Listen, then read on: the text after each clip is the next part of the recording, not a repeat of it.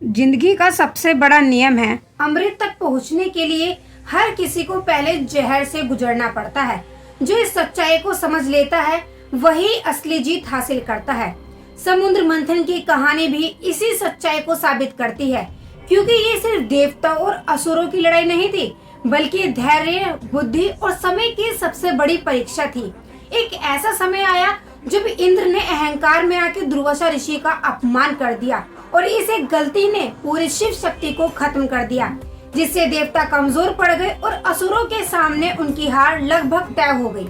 इस संकट की घड़ी में सभी देवता भगवान विष्णु के पास पहुँचे, जहाँ उन्हें एक ऐसी योजना मिली जो सुनने में जितनी आसान थी, करने में उतनी ही कठिन।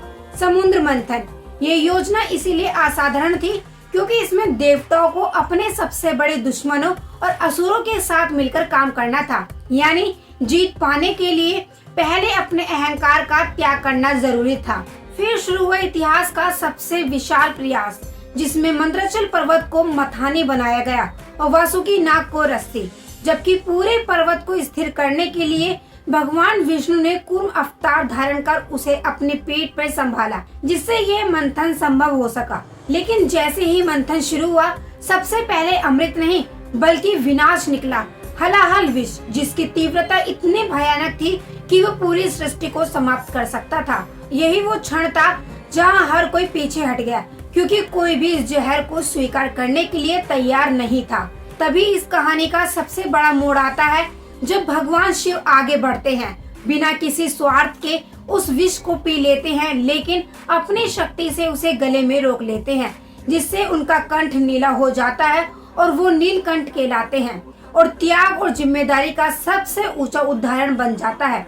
इसके बाद मंथन रुकता नहीं बल्कि और तेज हो जाता है और धीरे धीरे समुद्र में 14 अनमोल रत्न प्रकट होते हैं, जिसमें सबसे महत्वपूर्ण अमृत होता है। और उसी के साथ लक्ष्मी जी का प्रकट होना इस बात का संकेत देता है कि समृद्धि हमेशा संघर्ष के बाद ही आती है।